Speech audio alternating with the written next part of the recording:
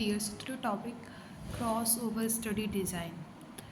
Cross over study design में ये हमारा बायोस्टैटिक का टॉपिक है। सो इसमें इसका डेफिनेशन देखेंगे कि a completed cross over design in which each subject receive to test drug product and the reference product। ठीक है, तो इसमें हमारी कौन कौन मतलब 3 कॉमन चीज़ होंगी। सबसे पहले एक सब्जेक्ट रिसीवर होगा, देन टेस्ट ड्रग प्रोडक्ट होगा और रेफरेंस प्रोडक्ट होगा।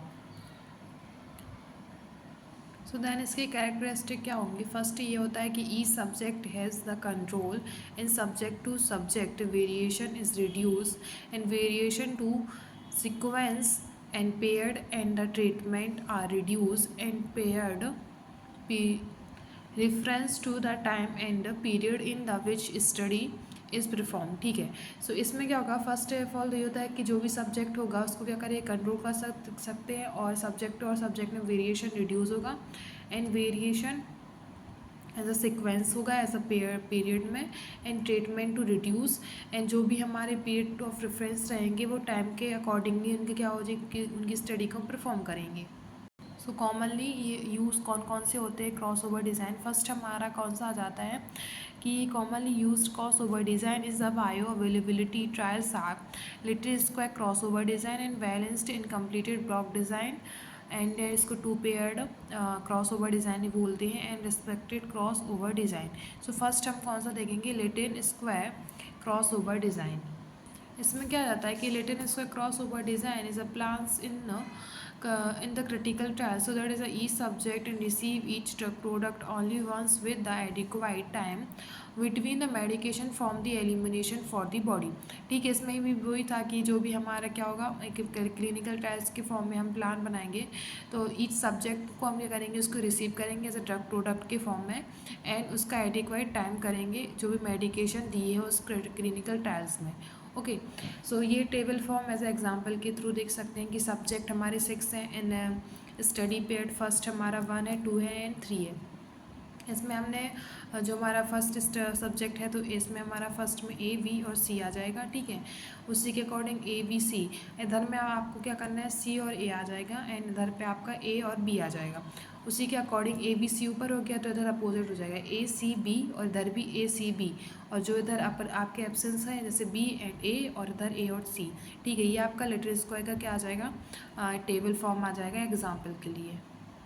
देन लिटिल स्क्वायर के आगे क्या आ जाता है, इसकी आगे कुछ है कि ये क्या होता है, possibly crossover effects in the from the particular drug and product minimize by changing the sequence or order in which the drug product are given to the subject। This drug product B might be the followed by the drug product A, D और C, क्योंकि हमारा product B हो जाएगा तो उसको मतलब drug के form में प्रोडक्ट कौन सा आ जाएगा, A, D और C बचेंगे।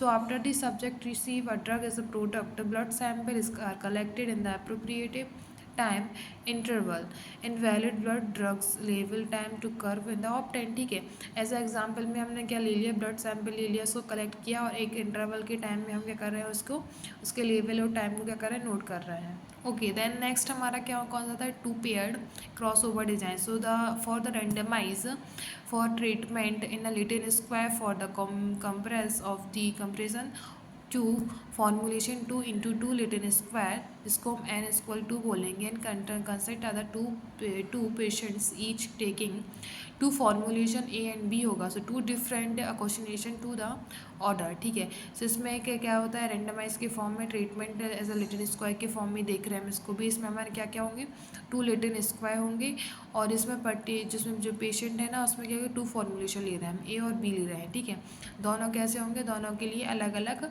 क्वेश्चनेशन ऑर्डर्स में फैलेगा। ठीक है, नेक्स्ट क्या आता है, बैलेंसिंग फॉर द ऑर्डर, जैसे कि ए बी ले लिया और बी ए ले लिया।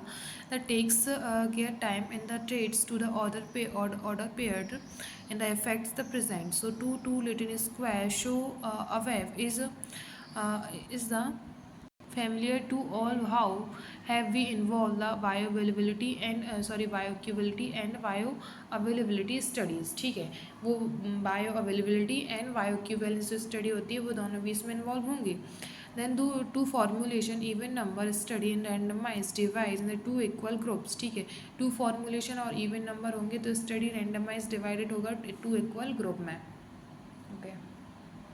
लास्ट वन हमारा होता है replicated cross over design for the higher variable drug it allow to the comparison with subject and variance it reduce the number of subject needed four paired two sequence and two formulation design है।